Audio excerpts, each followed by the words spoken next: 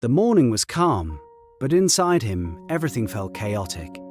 A young man sat alone in his small apartment, staring at his laptop.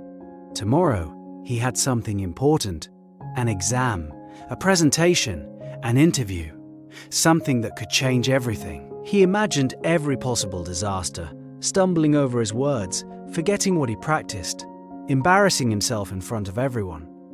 His mind played out scenes of failure long before anything had even happened. He could almost feel the shame, the disappointment, the judgment. But then a thought surfaced, something he once read from Seneca: we suffer more in imagination than in reality.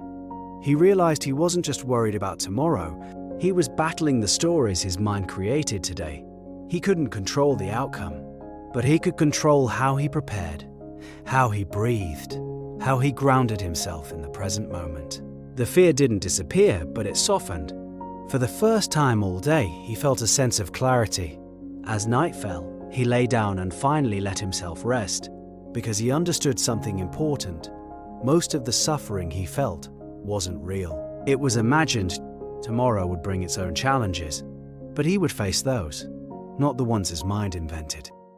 Have you ever noticed how your mind often worries more about what might happen than what actually happens? You imagine the worst-case scenario.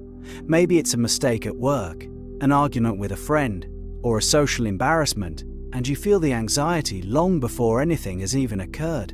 Stoic philosopher Seneca called this suffering in advance, or what he referred to as anticipated fears.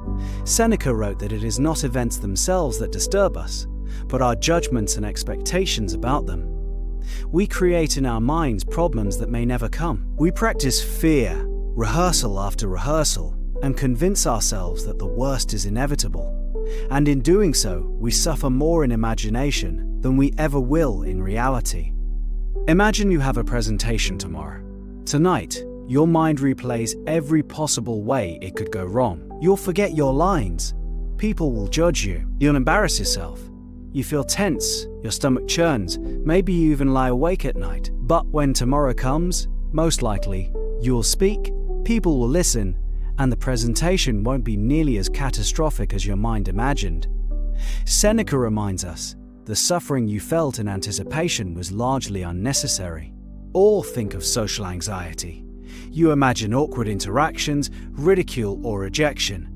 You practice the fear over and over until the imagined pain feels almost real.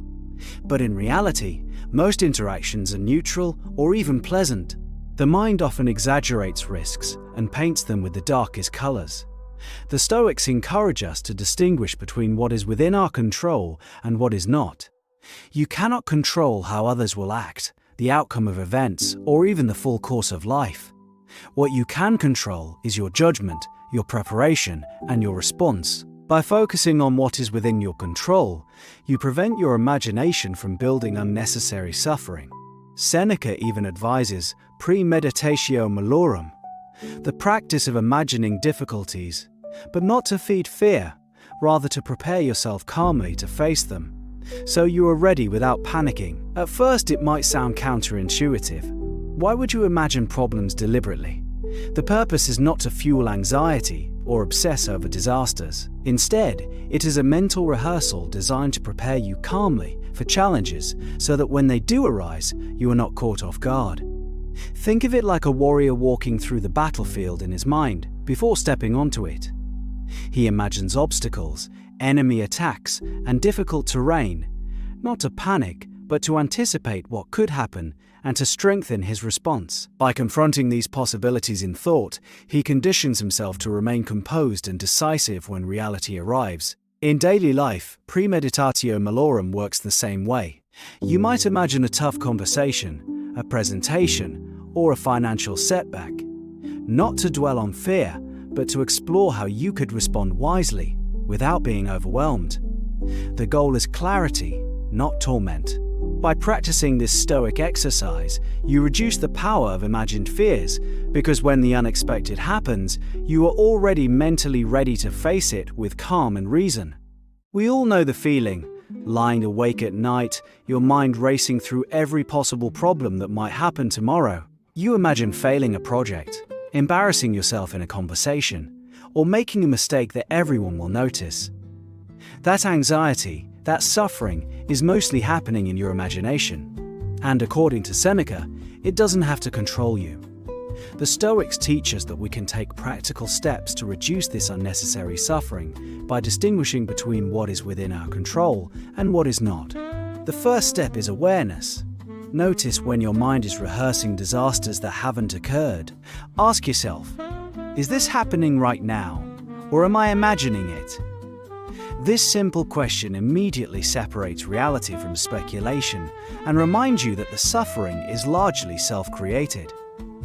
Next, practice Premeditatio malorum, the premeditation of adversity. But remember, the goal is preparation, not panic.